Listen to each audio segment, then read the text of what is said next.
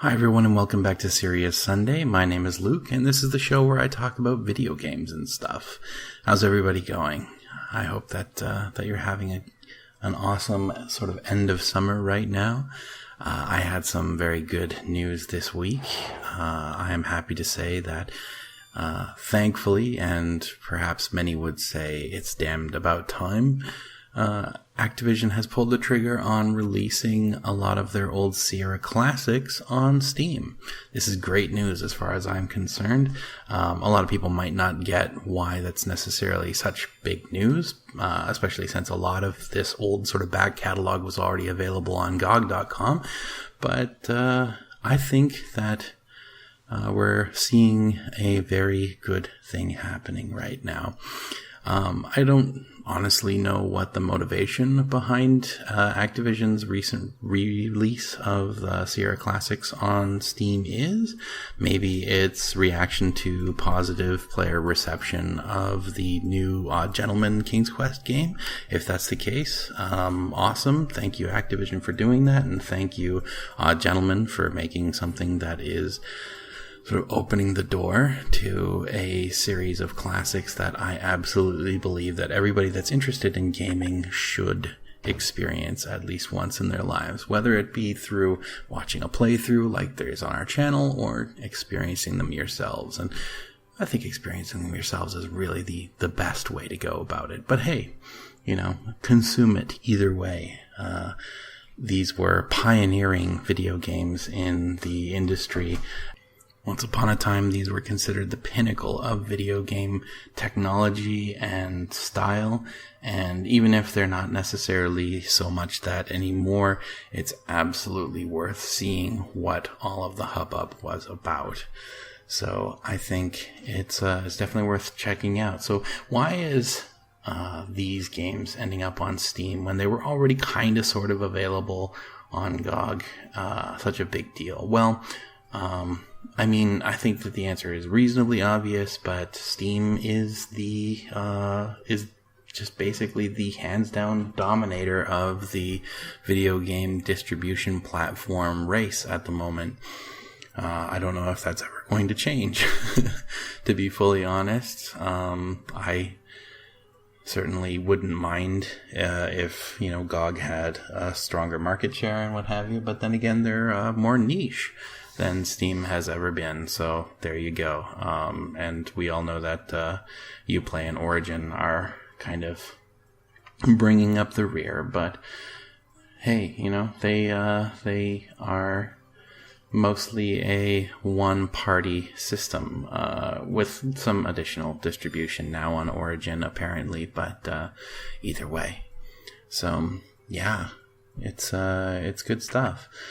I also think that beyond just the fact that more people have access to it without having to sign up for a new GOG account, although honestly with GOG Connect existing now, I don't see a reason why people with Steam accounts wouldn't also be connecting their GOG accounts. Well, though, I guess if you don't already have a GOG account, then you're not making full use of Steam Connect or GOG Connect, but whatever. It's not a big deal. You can always get started there. They've added some of the more obscure sort of Sierra classics. Not to say that games like Gabriel Knight and so on were ever really truly obscure per se, but games like also Phantasmagoria and so on. And if you've never experienced Phantasmagoria, you're in for a treat. Sort of B horror camp that's absolutely worth checking out. It's good stuff. And yeah, there's also just these young folks who have only really done the whole Steam thing at some point, recently ascended to the PC Master Race and so on, perhaps, that now have the opportunity to be exposed to these. And yeah, I understand that adventure games are really not everybody's bag. I'm not deluding myself into thinking that people who have grown up on first-person shooters and action games like Assassin's Creed and so on are going to immediately click with adventure games, but, maybe they tried out Telltale's Walking Dead games and they kind of liked the way that they played. It's, still going to be a little bit of a stretch for some people, I think, to sort of get used to the whole crazy inventory puzzles and weird sort of roundabout dialogue puzzles that are not by any means something that you would come up with in regular conversation, unlike, our, 2-option, 4-option sort of conversation wheels that we currently have. But, it was its own time. And if you grew up on, role-playing games or anything like that, and then, you could test out Quest for Glory, and I bet a lot of people would really kind of get into that. It's worth experiencing these games, absolutely. If you are interested in games and you have even a passing interest in video game history, you owe it to yourself to try out some of Sierra Online's classics. And while you're at it, why don't you take a look at some of the old LucasArts classics that are getting their remakes recently, like Grim Fandango and Day of the Tentacle. Very different in their own ways. People who don't really play adventure games may not already be familiar with the whole major differences between Sierra and LucasArts, most primarily being that LucasArts was a game that focused even more so on the narrative, and although there was a lot of mind-bending puzzle solving, it was never put in a situation where the game would kill you if you did something wrong, whereas Sierra games, even late into their development cycle, almost always had a lot of deaths. and a bit of an epidemic in Sierra games of having to have done something and not being able to backtrack to get it if you didn't, and therefore being unable to progress through the game. But it was a different era. Once again, people were much more accepting of that kind of tomfoolery in video games of the time. Beyond these, of course, we have some awesome new adventure games coming out fairly soon.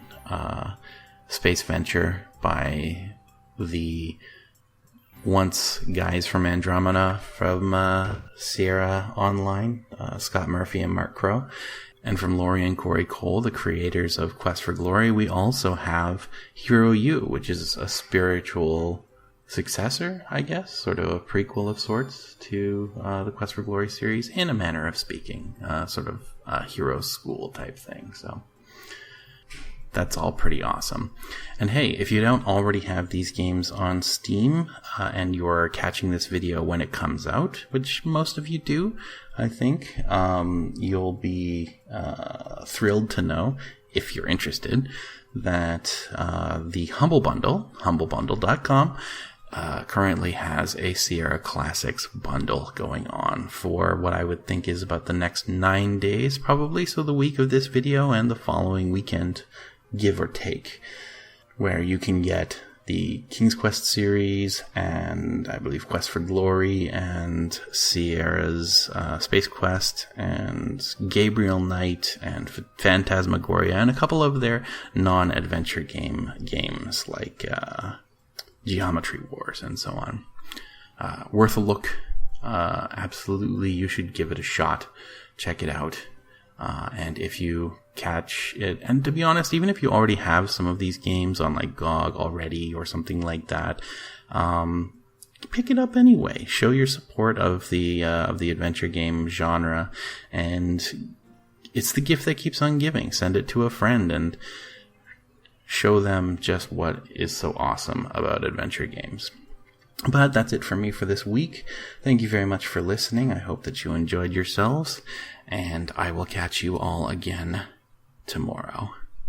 Take care.